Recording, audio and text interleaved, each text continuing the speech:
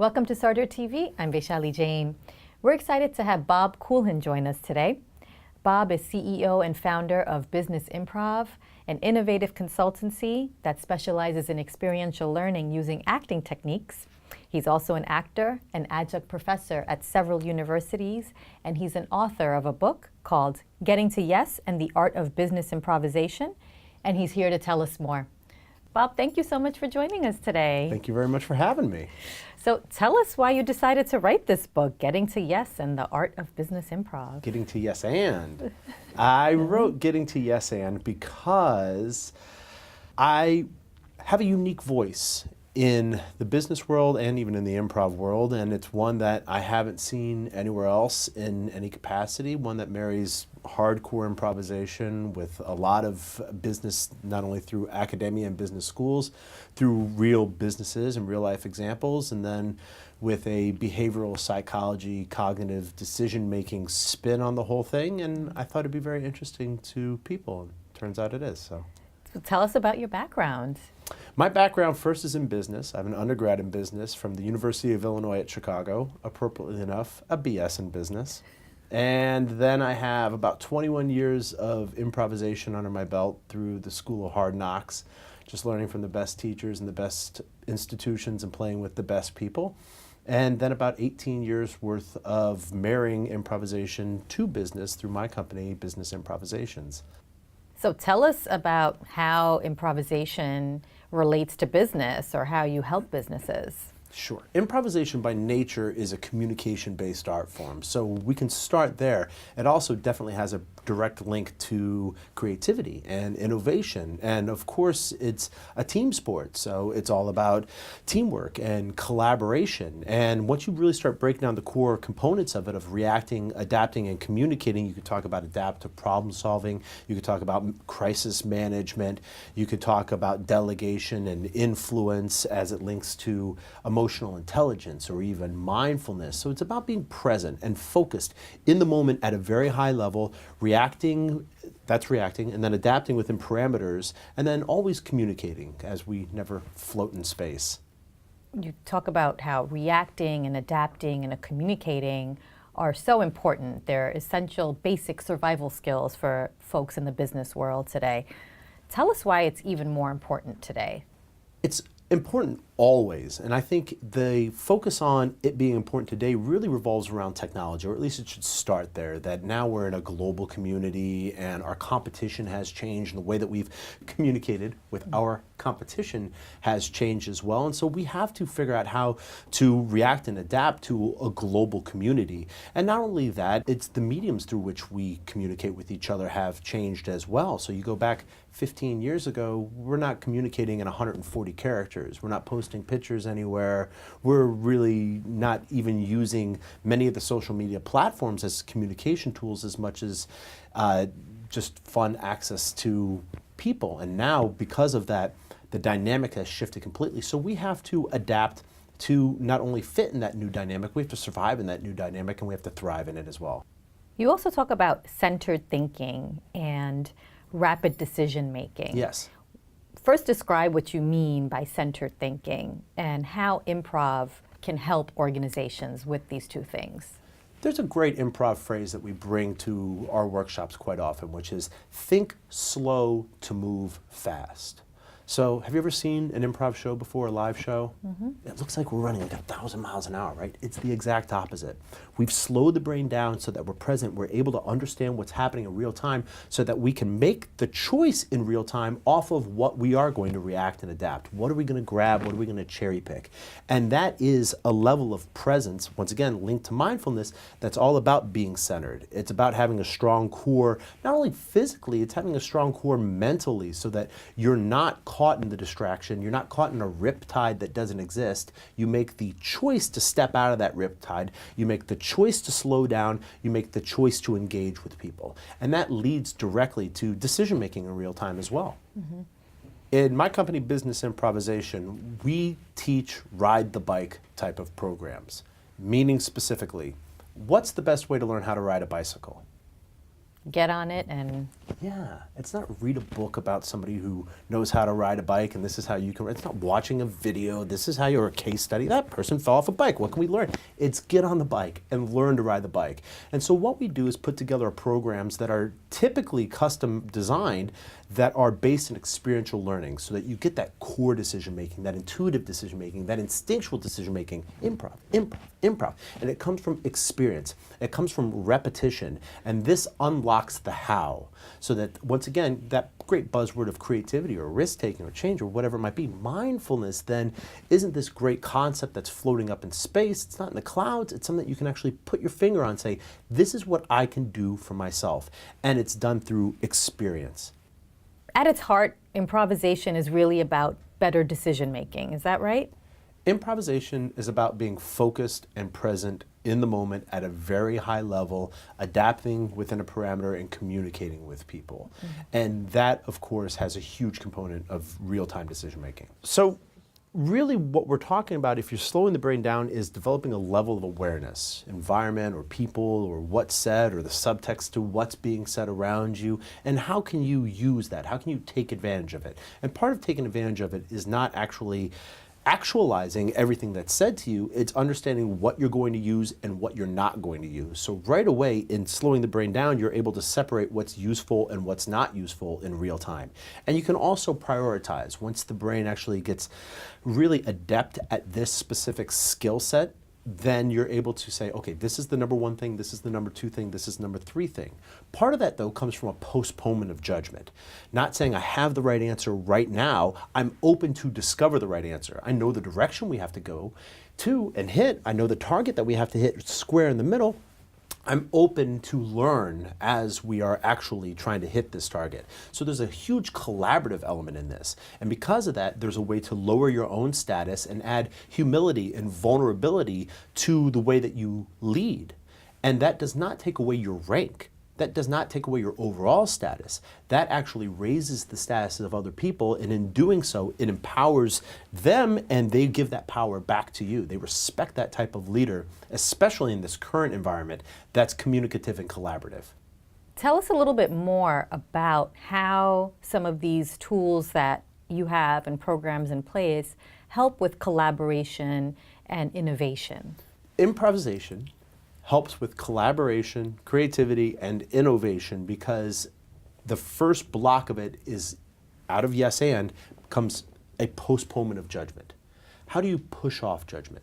How do you defer judgment? How do you suspend judgment a little while to say ultimately we're going to have to judge good and bad? However, how do you push that off enough so that the environment is one in which people are not afraid to talk?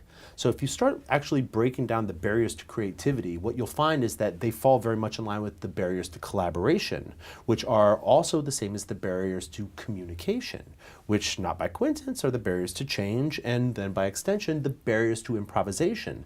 So when you start defining some of the barriers to one, you actually start defining the barriers for many. And if you understand what those barriers are, then you know what you're actually trying to tick away. You're trying to remove those barriers so that people are not afraid to talk. And that is the first step out of improvisation.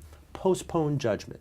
Deal with things as they occur in real time as if they are real. There's not subtext behind them. There's not some kind of undermining quality to them. It is what it is. It's a piece of information. Now, what do you do with it? That's the key to success and failure. And the way that you react and adapt as you start moving towards success and failure, that will take the failure and turn it into a success, and the success and possibly turn it into a failure. Right. Do you find that the barriers to success, or the barriers to creativity, barriers to communication, do you find that they're different in different organizations? Well, let's play this game right now. What are the barriers to creativity or communication? People not talking to each other. Okay, let's pause there. Why are they not talking to each other? They're siloed. Okay. And? They don't like each other. Okay. And? Their ideas are too different. Yeah, you're just talking universal truths. Yeah. No matter what organization or part of the world for that matter, we are all facing the same communication challenges.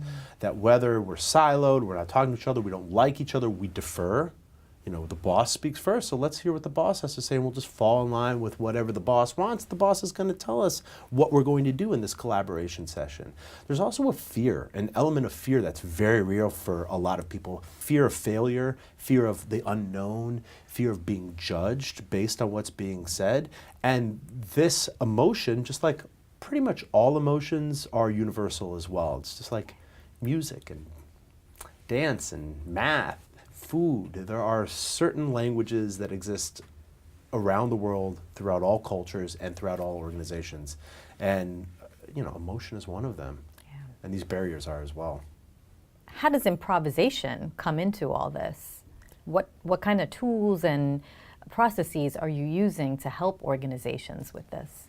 One of the major things that we get brought in for is creativity and innovation. How to create an environment in which people can thrive with creativity. How to create a culture of acceptance, a communicative culture. We get brought in quite often to break down silos inside of organization, that the marketing department's not talking to the sales department and they're not talking to the accounting department. So how do we break them down?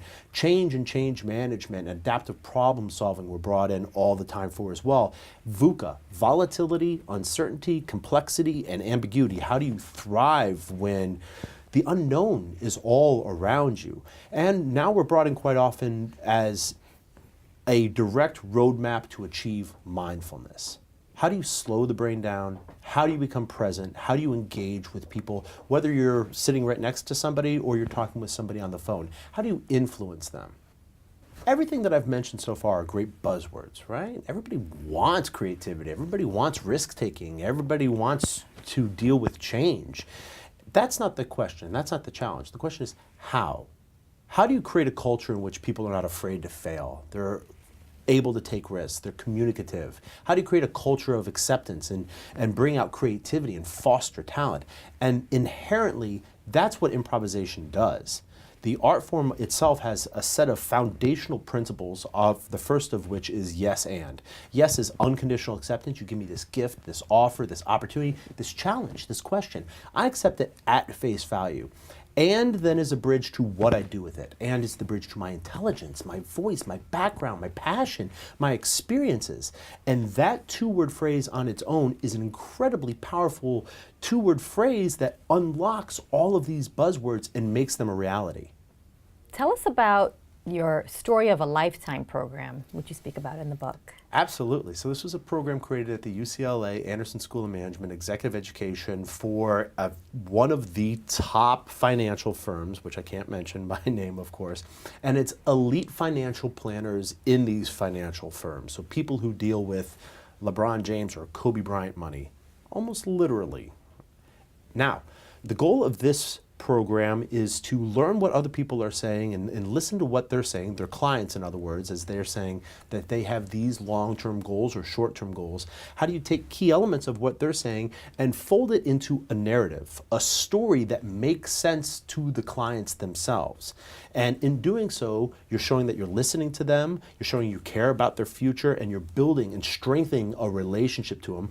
And also you're creating memorable, impactful data, content. That's not numbers. It's not these numbers make sense to you, so remember these numbers. It's I'm hearing what you're saying, and I'm going to pull parts of your life and fold it into this story that has some kind of an emotional pull. So when you leave here, you're going to remember the story. And that story is going to lead you to the fact that this data, this content's very important. In this particular program, at the start of the program, which isn't part of the book, one person on day one stood up and said, "This is crap. This is not useful." So immediately I'm getting pushed back, hard pushback in front of the group, and the person literally stands up in front of the rest of the class and says, "This is not going to be useful." At the start of the program, 3-day program. So what I had to do is show this individual, first recognize what he, in this case, gender specific, said, accept it at face value. So my postponement of judgment, again, in the spirit of yes and, yes, you said this, and why are you saying this? Let's talk through this thing. Okay, give me a day. Let's see if we can lay some foundational blocks in place. One of the foundational blocks that we're laying in place, of course, with yes and, is postponement of judgment. So postpone judgment of the first day. Let's see if you're right. If you're right, then I'm sure UCLA will give you back your money. And if you're wrong, there's a day 2. And then there's a day 3 as well. And let's see if we can just do this one step at a time. Now, in this program, we really started to explore divergent thinking versus convergent thinking. And very quickly, divergent thinking is that postponement of judgment. It's the collection of ideas. It's the ability to collaborate with each other versus convergent thinking, which is the separation of the good ideas from the bad ideas. It's the implementation of judgment. It's the critical thinking that's put back into place so that ultimately you come up with a creative solution or an innovative solution at the tail end of this. Now, the challenge that we had with them is creating a story in the spirit of a Hollywood movie, because of course UCLA is based in Westwood, California, right in the, almost in the middle of all of Hollywood, right next to Bel Air and Beverly Hills, you know, lots of sexiness happening all over there. So we had them separated into teams. There were 5 teams, I think, or 6 teams, and each one had to work together to create a movie pitch. The first challenge we had for them, in the spirit of divergent thinking, is in a block of time, come up with as many movie ideas as you can. Start brainstorming. How many ideas can you come up with? Once you get past that first block, I can't go any further, there's nothing else out there, go again. Go again and go again, and we were really encouraging them to bring ideas to the table. All ideas are accepted. Money is not a challenge at all. You have ultimate financing, ultimate possibility. Reach for the stars at this one. Just idea after idea after idea after idea after idea. Now, some of the groups took this really seriously, and in around 30 minutes came up with 25 or so ideas, lots of ideas. And some of the groups, like the one that individual was in, came up with around 4, 5, 6 ideas, showing that they really weren't trying at all. Now, once they come up with ideas, we're going to enter in the convergent thinking side. Now it's time to judge. Which are the ideas that you just needed to throw out there just to keep the momentum going that are just really bad ideas? Get them out of the way. What's that middle tier of ideas? You know, what's interesting to you? And if you can, isolate the top 3 ideas. These are the ones that are really singing to you. Now, from the groups that had 25 or so ideas, that's a nice challenge. It's happening over dinner, some drinks. Those who only had 4 or 5 or 6 ideas, not much of a challenge, right? They pretty much knew the idea that they wanted to begin with, and they just sort of, kind of, in a very lazy way, did the exercise and came up with a few other ideas. Once you have those 3 ideas, now we're going to go back into the divergent side. We're going to blow up each one of these ideas, go to the literary questions of who, what, when, where, why, how, and really start fleshing out the details to each one of these ideas. The trick to this now is still in postponement of judgment. As you're fleshing out these ideas, really reach out there, really see what's going to happen. After you do it for one, and we were timing them, you move to idea number 2, you move to idea number 3, and flesh out all 3 ideas. Now, the person who called me out at the beginning of the class, actually, his group shut down after the first one. They only focused on their best idea. They said, this is what we want. And I implored them, please, please, go to the next one. Go to that. Well, we know what we want to do, they would argue. Like, you're missing the exercise. The exercise isn't for you to pick your best idea right now.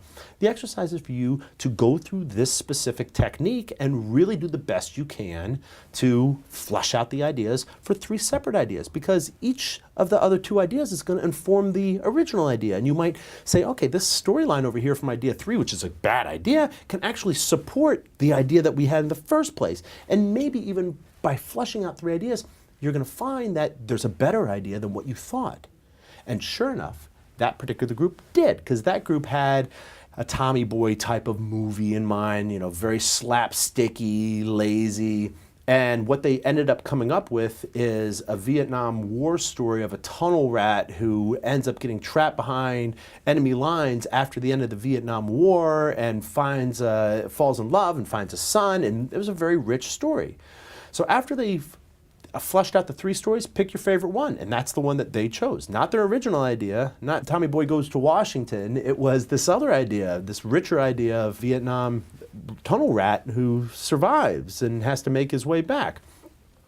Now we go, that went from divergent, flesh out the 3 ideas, convergent, which one do you want to work on, back to divergent, now flesh it out even more. You know, develop it in greater detail. Now, as they're going through that, I assemble a panel that includes a screenwriter who sold some movies to Hollywood. It includes a former member of Saturday Night Live and also one of the producers of Drunk History, a very popular web show that made its way to Comedy Central and became even more popular. And actually stars a lot of my friends from Chicago Improv and was created by a couple of my friends from Chicago Improv as well. So we have this panel of industry experts who then watch them present. So now we move into the presentation mode of business. So we're going from divergent, convergent, crafting a narrative and a story, communicating, collaborating as a team, fleshing out ideas, hearing all voices into presentation. Who can have the most impactful presentation? 5 minutes. That's all they have. Who can be on point delivering this pitch in 5 minutes? And part of, by the way, this is developing a log line. And a log line is that one sentence tie-up of the entire movie. You can look at that as an elevator pitch for a business person, or a Twitter bio if you're part of the younger generation who doesn't like the idea of an elevator pitch. Same thing, a Twitter bio. You know, a nice rich Twitter bio that's gonna be memorable is an elevator pitch, and for our cases is a log line for this. So they pitch it, they do their 5 minutes, and then the panel decides which of these 6 groups is going to make it to the next round. We're going to choose 3 that make it to the next round, and the 3 losing groups who don't make it to the next round are going to be folded into the 3 winning teams. So now the team dynamic shifts. They have to use new resources, and they're going to get specific notes from the panel on how they can improve their pitches and their overall story, and they have to incorporate that. And so now they have a brief period of time to assimilate their new team, communicate, collaborate, divide and conquer who's going to take what projects, push it back together again, and make this new idea work, incorporating their notes. And they have 15-minute presentations now to give the panel, showing how they've used their new team behind the scenes as well as in the presentation itself, and how they've adapted to the new challenges that are put into place, as well as new voices inside their team. And they pitch and more or less act out their parts, because each one of the groups by this point is very excited. And for the record, we're deep into day 2 now. So this individual who gave me original pushback made it past day 1, is deep into day 2, and he is, for his pitch, was literally crawling on the ground, acting out the part of that tunnel rat. In the end, the panel judges again, and then the panel are my friends and professional improvisers as well. And I and my co-facilitators, as I had 2 other co-facilitators with me there, performed an improv show for them as sort of the capstone right after we designated who the winning team was. So the winning team, they were fighting for big grand prizes of a UCLA hat and a coffee mug. You know, that's and the pride of the people, I think, as well, was probably part of that. And we celebrated that over a nice dinner and, of course, some beverages, and we performed for them. So now it's our turn to show them what improv looks like in a couple of different ways, including long-form improvisation. So we did some short-form whose lines in anyway type of games, and then did a proper 35-minute one-act play for them, improvised completely from top to bottom, of course. And then the tail end of that program was tie-in. Let's go to transferability, let's go to accountability, let's go to sustainability. What can you walk out of this program with, use immediately, communicate to other people, and fold into your natural voice, the way that you communicate, collaborate, brainstorm even. How do you talk to people? How do you build relationships? Because that has to come from a postponed judgment as well. If you go back to their jobs, they know they want to get you to this investment. That's their goal. Now they can push or pull, they can shove it down your throat, they can give you a directive, you have to do this. I'm telling you, as your financial planner, this is what you should do. And they can listen. They can take information that's given to them and show that we're part of a team. This is a collaboration, and this really is your best interest because I care about you. At the end of this 3-day program now, the person who, day 1, stood up and said, this is crap, stood up and apologized to the class and said that he was off base, he learned a lot about it, and also not in the book.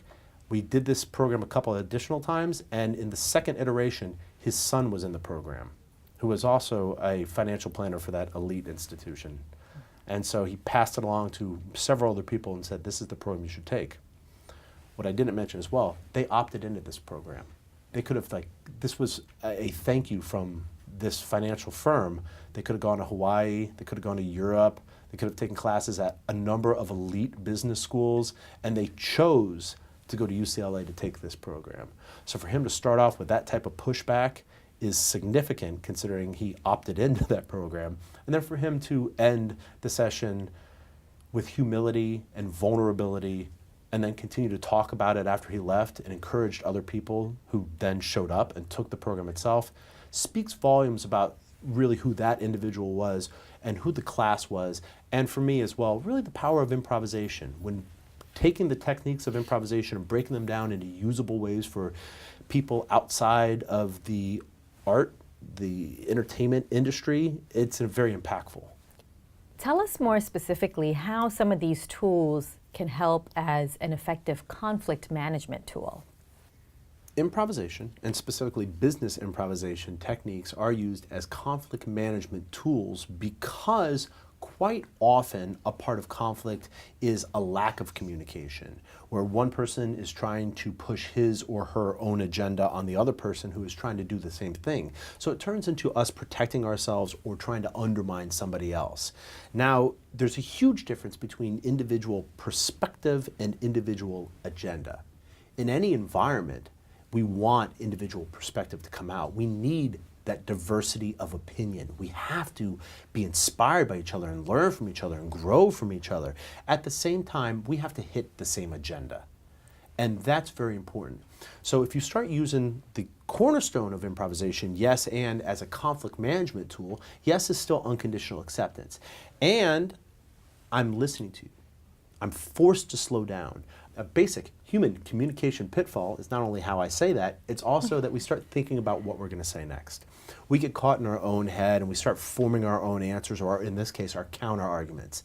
And so if you're really applying the yes and technique, it forces you to get out of your own head. It forces you to listen to what somebody else is saying at a very high level, and you have to react directly to what they're saying. So instead of forming your counter argument, you're taking advantage of what they're saying, and you can actually pull from it to buttress your own argument, saying, you just said this, and this is exactly what I mean by that. So now, instead of us undermining each other, we're really talking about this thing right here in the middle, this thing that's keeping us from being aligned with each other and completely in sync with our overall agenda. Tell us a little bit about the importance of emotional intelligence in the workplace and how that impacts business. Emotional intelligence is impacting business really on a growing scale right now, because the younger generations, and specifically with a focus on millennials right now, they want a culture in which they feel valued and they feel valuable and they feel heard. I mean, it's a basic human desire to be heard, to believe that at least somebody understands us and wants to hear what we have to say.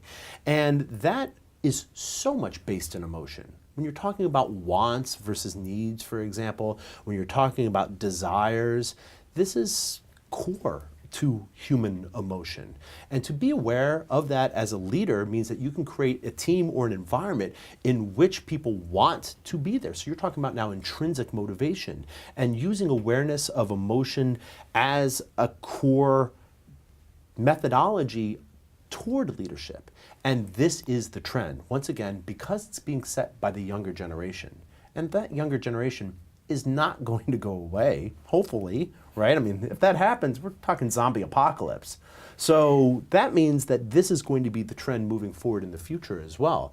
And that behooves us who are, Gen X, so Gen X and above, to adapt and learn to communicate on levels that fit all generations. Otherwise, who are we leading? And how does improv help build emotional intelligence? Improv, in so many ways, is about being aware. It's about being so present in the moment. You're aware of your team. You're aware of the strengths and weaknesses of members of the team. You're aware of your own strengths and weaknesses. And that allows you then to take advantage of it. You can grow and develop your strengths, or even further, you can also develop your weaknesses into, if not strengths, at least you can dampen them so they're not horrible, they're not undermining what you're trying to do. And that's all improvisation. What improvisation is really strengthening a skill set around being aware, around great communication, around postponement and judgment, adaptability, flexibility, nimbleness, so much of what's needed right now. And that's what we're talking about. We're talking about really cross-fit for the brain, and that's improv. Now, you talk about how yes and is made up of three pieces. That's language, thought process, and desired outcome. Mm-hmm. Can you tie those together for us and tell us more about them? Sure. Yes and as a language, it's simple. It's that two-word phrase, right? Now, once you really embody that two-word phrase and you embrace it at its structural level, and that's so important. You learn foundation, you learn fundamentals so that ultimately you know how to break them. Whether it's knife skills in the kitchen or flavor profiles, whether you're learning a martial art or any athletic endeavor, equations. You learn basics and then you start to expand out from there. And that's literally the use of yes and. Once you get comfortable using yes and on a regular basis as a language technique, literally using the word yes and the word and to start sentences to show that you're focused, engaged, listening, postponing judgment, and you become comfortable with that, then it starts to become authentic. Once it becomes authentic, you're not literally using those two words anymore. It's yeah and, or it's I got what you're saying, and then you can start building off of that. I hear you. This is what I have to offer. And so that authenticity starts coming out in the way that you talk. Once that happens, you've embodied it, and it's part of the yes and philosophy, that now you are a person that's looking for possibility and potential rather than reasons you can't succeed. And that's so much mental framing. So the first part is framing of language. Then it turns into mental framing, that instead of focusing on why the budget's not going to allow us to do this, or we have to operate within these parameters so we can't succeed, and these are our boundaries and that's where we have to operate in, great, all that exists. Don't worry about this thing. How do you thrive inside of that? If you can figure out how to operate in that tiny space inside of a straw and you get comfortable inside of there, then all of a sudden the straw starts moving out and you realize that's the world, and you see other people inside this confined environment.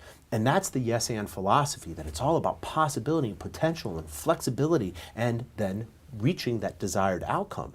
So that again leads to that mental framing of, instead of focusing on what you can't succeed, focus on what you can succeed, what you can do. Because if you're focused on where you cannot succeed, ultimately that's where you're going to succeed. You're going to succeed at not succeeding, as opposed to saying, all right, I'm going to focus on where I can succeed. This is the target I have to hit, and these are all the barriers in the way, so I got to get past these barriers and blow them up, move them around, shift them, go underneath them. They're red herrings. They're just distractions. Hit the target. And that's, once again, the skill set, the muscle group that improvisation strengthens. Tell us how improvisation can help us build our own personal brands. That's a great question. So when most people think of improvisation, once they pull it away from the art and comedy specifically and start redirecting it, really what they do is direct it out toward teams and other people, and most specifically brainstorming. Now, if you push that in though, it can help develop your personal brand in a number of different ways. First, awareness. If you're aware of what you're doing, shifting around, the noises you make, the physicality, then you can make the choice to change that behavior, to affect other people, or continue that behavior to affect other people, and try to inspire and watch what they're doing and look at them and adapt to what they're saying, as we're constantly giving hints and clues to each other. So if you're aware of your own actions and what you're doing physically, then you can make the choice to do something about it. Also mentally. Very often we disengage. Once again, a basic human communication pitfall is to think about what we're going to say next, as opposed to being slow and focused and present in the moment. And the extreme majority of people think of questions. We start forming questions in our head of what we're going to say next. So in other words, in a two-person conversation, we choose to disengage in that two-person conversation to think of a question that we're going to say next so that we can stay engaged in a two-person conversation. So it's a matter of then understanding that the people who are around us are constantly giving us information. There's no reason to disengage from them. Instead of putting the focus inward, put the focus outward. And now what you're talking about then is how you affect other people, which directly relates to your brand. So if you have this key core understanding of who you are and what you're doing in real time, and you put yourself in that position to take advantage of those nuances, and then once you have that core understanding, you look at the people that you're affecting, now you can put yourself in a position to develop your brand and maintain that, because brand is something you do over time. It's consistency of behavior, it's consistency of language, it's consistency of energy and attitude, which, by the way, we haven't talked about this yet. Energy and attitude are choices. It's so important to underscore that. Energy and attitude are choices, and those relate directly to your brand. It's a choice to be consistently low energy, and it's a choice as well to consistently have a bad attitude. And we're not talking about being tired because your children aren't sleeping. We're not talking about being bumped into someone in the subway or being sick, for example. That can certainly change your energy and attitude. We're talking about the way that you comport yourself on a daily basis dictates the way that you are perceived. Your message is perceived and how you're perceived as a leader, and that is your brand. So really understanding that you have power, you have choices that you can make on a regular basis. And going back to core parts of improvisation, adaptability, you can change in real time. And if you really take some of the tenets of improv that slow the brain down to be focused and present, you're creating a level of awareness that allow you to make decisions in real time at an elite level, a place that others aren't doing. Tell us about some things we should consider while we're trying to build our brand. It's important to consider how we behave when we are not face-to-face with each other. So Skype actually provides us that opportunity to sort of be face-to-face with each other. I think that's sort of the middle ground between being face-to-face and a phone conversation, for example. And most people think that the way that we behave is not important because we're on the phone toward each other. Now, if we go back to energy and attitude being choices, you can actually affect your brand by behaving differently by choice when you're on the phone. Because that old adage, it's not what you say, it's how you say it, is not quite true. It's missing the last part. It's not what you say and how you say it, it's what they walk away understanding. And that perception is imperative. And so if you want people to understand that you're bored and you don't care and you're apathetic, then sit down, lean back in your chair, shoot out emails while you're trying to talk to somebody on the phone, do anything other than give your undivided attention. If you want to show somebody that you're enthusiastic, that you care, get up. Get out of your chair, start moving around, start moving your hands. We go directly to voiceover techniques. And if you don't think this is real, YouTube voiceover technique. Any of the Pixar movies, Disney movies, any of the animated, anything that needs voiceover, even a commercial. Actors are talking with their hands. They're putting on the countenance, the facial expression that they want to dictate for the character. So if you want to look bored, look bored, act bored, sad, sad. If you want happy, be happy, excited, same thing. And that changes the way that your message is perceived over the phone.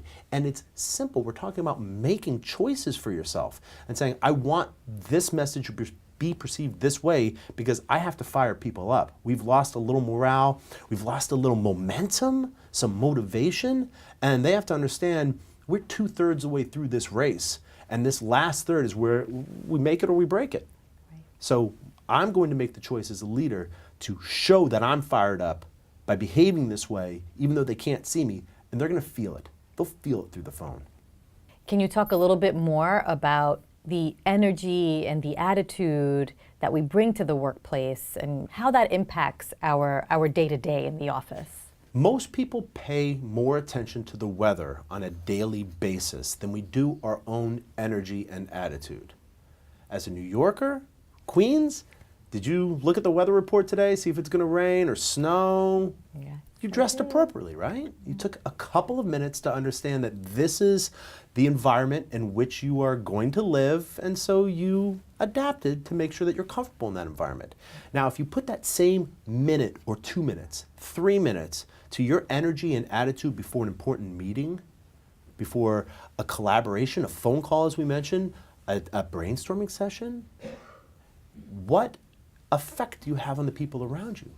You know, it's contagious. We feed off of each other's energy. Surely you've been in a meeting that everyone's having a good time, it's relaxed, and the problem is tough. You're supposed to solve this problem. It's heavy, you feel it, and at the same time, it's loose, and everyone's just having a good time solving this problem. Somebody comes in, and all the energy's out of the room. You're like, oh my gosh, why are you always so negative? Have you ever been in a meeting that it's hard? You know, you feel the weight of it, and everybody feels it. And then all of a sudden, somebody comes in the room, and it's lighter. And you feel that possibility and potential towards success. You can make the choice to be either one of those two people. You can make the choice to go in and suck all the energy out with a bad attitude, bad energy. You can take a few minutes before the meeting, adjust it. Adjust your physicality, the way that athletes do before a game. Do you think athletes before a big game are shooting out 20 emails and they run out on the court like, I'm ready to play? No, they're warming up. They study their opponents. They know their team. They're listening to their coach, drawing up plays. They're getting mentally focused and ready to play, physically and mentally ready, game state. And that's exactly what I'm suggesting going into a meeting. Instead of shooting out 20 emails and trying to get that last thing done right before this meeting, take a few minutes, center yourself. Get physically and mentally in the place you need to be to affect the people in the way that you want to. And then when you go in that meeting, hold yourself accountable. I'm going to smile. I'm going to be positive. I'm going to yes and. I'm trying not to yes but people. I'm going to try not to shoot out anybody else's ideas. In fact, I'm going to temper the other people who do that so that we make sure we get 100% engagement, 100% participation from 100% of the people inside that room, which is an imperative, because if you're in a meeting that's supposed to be 100% participation and you're not participating, what value do you bring to that meeting? And that might mean that you have to change your mental state and your physical state before you go in the meeting so that you don't become helpless in these meetings and you don't just cash out. What can be done then when we're in a meeting and we're seeing that a team member isn't contributing as much or isn't contributing at all? What are some of the things that we could be doing when we're in the space that you're talking about? If you're in a meeting and you see that somebody's not participating, it's important to understand why they're not participating. So first, even though I'm talking about a lot about manipulating energy, it's important to note that not everybody needs to shoot up to Muppet-like energy, right? You don't have to, doesn't have to be a 10. That's kind of crazy in a room if everybody's a 10. What we're talking about is taking somebody who's naturally a 3 or 4, who might be more introverted or quiet, and knocking them up to a 4 or a 5. And taking those people who are naturally 8, 9s, maybe even 10s, and pushing them down to, let's say, a 5 or a 6 or a 7. You know, if everybody's operating at, let's say, 5 and 6 and 7, then we're at the same place we need to be. And there's where we can sort of police each other. And that's where we also feed off of each other, because energy becomes kinetic. And that energy of the group then starts becoming more and more, and then momentum takes place. So in a group, if you see somebody not participating, see if you can assess the situation. Is it because there's something wrong? You can see that their countenance, their facial expression, you know, maybe something important just happened right before the meeting and they're in their heads, they're just trapped a little bit and they're unable to participate, which happens. You know, the brain's a very powerful tool and it can do a lot of different things, including force us to get in our heads. Maybe they're steamrolled. You know, maybe there's a couple people in the group who are just moving so quickly that they are railroading people. They're just running right over them and no one else can speak. You know, maybe when these quiet people get the chance to talk, they're choosing not to talk. I have nothing to say. You know, maybe you see them on their computers instead of engage with people. So here are some rules, if you will, some hints to help this. Turn off technology. Close the computers, turn off your phone, leave them in a bucket at the door. Everybody put them in the same box, everyone's equal here. If somebody needs to have their phone on because there's an emergency, fair enough. That can happen sometimes. Communicate that so everyone knows that this has to stay next to me because my wife could give birth any minute and I have to leave. Okay, great. We don't want you to miss the birth of a child. Fair enough. Otherwise, shut it. Close it. Because if your mind is here, or even pen to paper, if it's down here, where are you putting your energy? You're putting it here or here or here. So instead of putting it here, put it on each other. Bring a scribe in the corner of the room. Let that individual record all the important information that's brought out. Get people up on their feet. Get them standing with each other. If somebody's not participating because they're being steamrolled, I'd go first to the steamrollers. And if I can, I do it before the meeting and say, you're great at this. You bring a lot of ideas to the table. I want you to direct some of your energy and make sure Tom is participating. Let's make sure that he's really active and engaged and involved. Let's team up on this so that he's there, because he's brilliant. He needs to speak. If I can as well, I'll talk to Tom before the meeting. Say, Tom, you have to talk.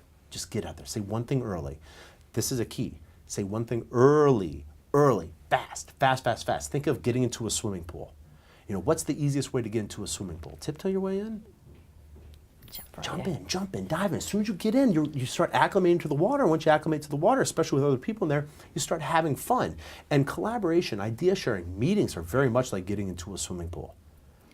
Sometimes you got to tiptoe. Okay, that's a way to do it. Maybe not every time. Maybe if you're a little quiet, you haven't said something for a while, jump in, dive in, cannonball in. Third way, get pushed in. We have to take care of each other. Everybody has to police each other. And if you put that as one of the laws of the land, you are responsible for each other. Everybody must participate equally across the board. Then now you have people holding each other accountable. And so you don't have to do as a leader. Everyone's going to do. We haven't heard from Tom in a while. I've been thinking about this. He knows that he's going to be pushing the pool already. It's the law of the land. It's stated clearly. He knows what to expect. Because ultimately, like I said before, if you don't participate in a meeting that's supposed to be 100% participation, what value do you bring? Just your sheer presence, you're so powerful that sitting quietly inspires people around. Really? I don't know. I challenge that one. So if you can, then direct in real time. If you have the power, do it beforehand, because then you set yourself up for success in the meeting itself. What are some of the other challenges that organizations and leaders face when it comes to getting groups to brainstorm effectively? And how can improv help with that? There are many challenges that organizations face when trying to get people to collaborate or brainstorm, share ideas, ideate, however you want to frame it. The challenges are universal and they come from a lot of different biases. One, for example, could be status quo bias. If it's not broke, why break it? Why are we doing this thing? We're very successful already, ignoring trends or global competition, technology changing. It is what it is. Let's just keep it as. Ego bias. An ego bias can come across in a lot of different ways. One of which is you look in the mirror and you're like, oh, you're looking good. And others look at you like, oh, you gained some weight. Like, no, the mirror. So we look at things uniquely. Another version of ego bias, though, is based in arrogance. That I'm smart, I'm super smart, so I already know what the answer is to this thing. Why do I have to collaborate with you? You're not nearly as smart as I am. So how do we temper that one as well? And so you start looking at all the things that keep people from collaborating with each other, and you put it front and center and say, this is what we own. Have the group talk about it. What's keeping us from collaborating? Have them have ownership of defining this. And then in doing so, you can back up then and say, this is a way that we're going to take all these different biases and all of the different barriers that keep us collaborating, and we're going to remove them. And it's important to put time limits on this. Because a lot of people say, oh, well, if we're always going to do this, how are we going to come up with an answer? Well, we're not always going to do this. We're going to do this for a specific period of time. It could be as an exercise, 5 minutes, 10 minutes, 15 minutes. If it's a real problem, it could be 30 minutes, an hour that you're going to diverge. Go back to the framing of divergent versus convergent thinking. Old model, 1960s, I think it was J.P. Guilford created this model. We're repurposing it now to really show how improvisation can take hold and be effective inside of a group. We are going to diverge for 15 minutes. Let's make a mess, come early, often, number of ideas. Really, how many ideas can we come up with in 15 minutes? Can we come up with 150 ideas in 15 minutes? Let's do it. Let's punch this out. And then once that bell goes off, that timer goes off, now we're going to deliberately move over into the critical thinking side, the judgment side. We're going to separate the ideas, let the good ideas, the Darwinism of ideas, the best ideas are going to survive, the worst ideas, they're not going to make it, so fine. So let's focus on those best ideas until we finally come up to that productive outcome on the tail end. So it's acknowledging in any team there's going to be biases, there's going to be barriers that people have to face, and we still have to succeed. So let's use the tenets of improvisation as a way to remove those barriers so that we can be effective in these meetings. Because ultimately as well, we're talking about cutting redundancy. And my, for example, would be, have you ever had to have a meeting because you didn't cover what you were supposed to cover in that first meeting? Or a second meeting to cover what you were going to cover in that first meeting, which was really what you're going to cover in the original meeting, or a third, fourth, and you start going out. Well, cut it. And it's about being explicit with intent as a leader, framing it properly, holding people accountable as well, because the tendency is to slip into old habits. And if your old habit is to go to a preference of judging rather than generating ideas and crossing your arms, then you have to break people of that habit.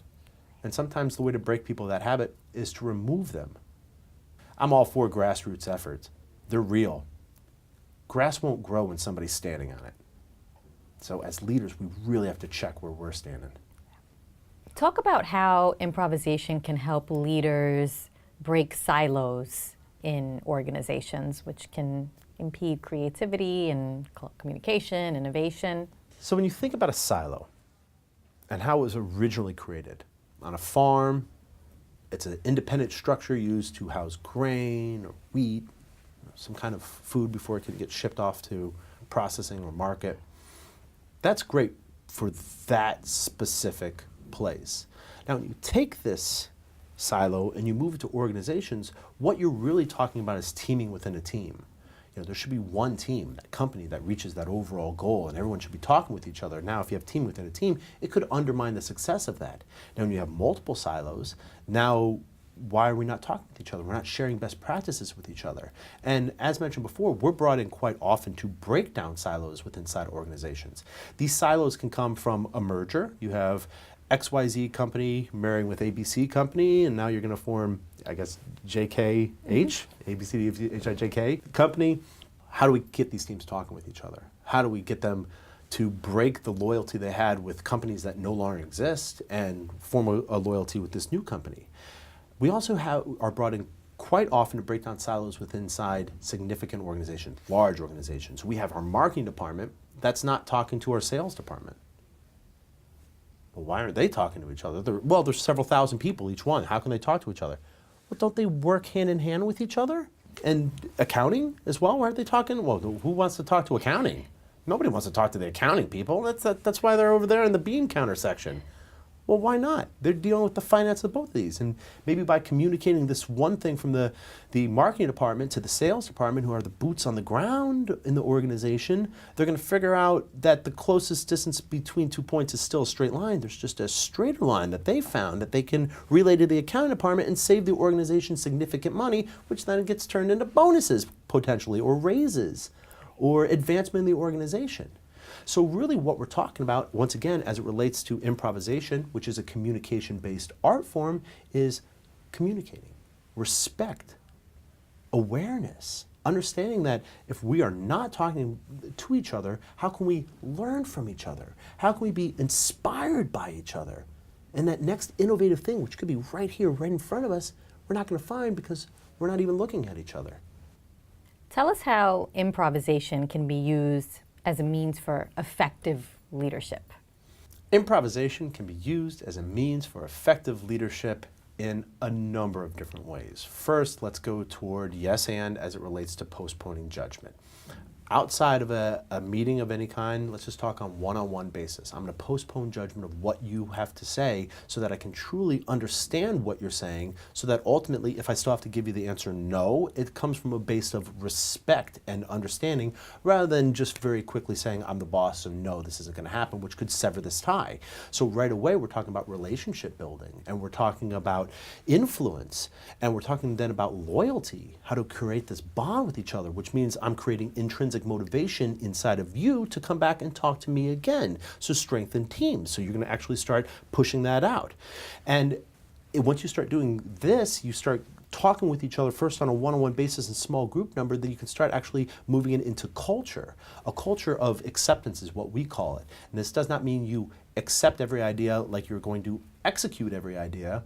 You at least create strategic periods of time in which you communicate by design. You're open to understanding what people have to bring to the table. You understand strengths and weaknesses. You can help people get stronger, and you can help people who are great get to the next level. So you're talking about loyalty and ideation, brainstorming. It's every component that is part of leadership is supported with improvisation. Improvisation thrives at the pivotal moment when strategy and planning meet execution. So improvisation is not meant to replace strategy. It's not meant to replace planning. It's meant to be a part of strategy and a part of planning. It's an old Eisenhower quote, right? Planning is everything. Plans are useless. So it's creating that block that you can actually build on. How do we go about now actually applying some of these techniques on a daily basis, sustaining and maintaining them?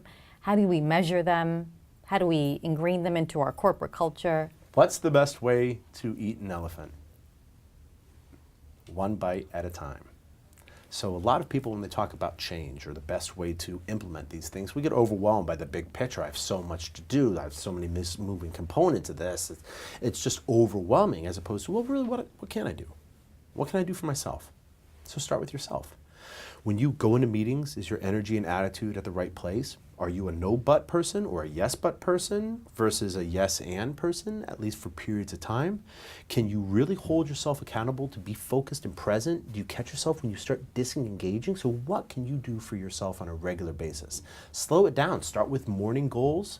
Do a little visualization. Mentally give yourself a couple of minutes over a cup of coffee. I'm going to try these techniques with these people at this specific opportunity of the day with these specific desired outcomes. Then at the end of the day, evaluate yourself. What did you do right? Where did you struggle? Where were your strengths and weaknesses? What can you learn from that? So that the next day when you implement this, you put yourself in a better position to succeed. Once you develop that core understanding, go one person out. Now, personal development to interpersonal development. How can I help the one person across from me? How can I help the two people across from me? Once you do that successfully, you have a team of people doing this. And then you can move that out a little further to a larger team. So you have personal development to interpersonal development to team development. And this is what we're talking about. Slow growth, incremental growth, one step at a time. That this isn't a race. How quickly can you become the best improviser in the world? I perform with the best improvisers in the world. No one stops practicing. No one stops training. No one stops learning. No one. There's not a single person I know who does not take this art seriously enough that we practice it on a regular basis. Because like any other muscle group, if you don't work it out, what happens? It atrophies or ultimately dies. And so look at this as long-term growth. What can you do in the next 20 years if you start today? Okay, Bob. Well, this was great. Thank you so much for joining us. Thank you for having me. This was great. And we'll see you next time on SarderTV.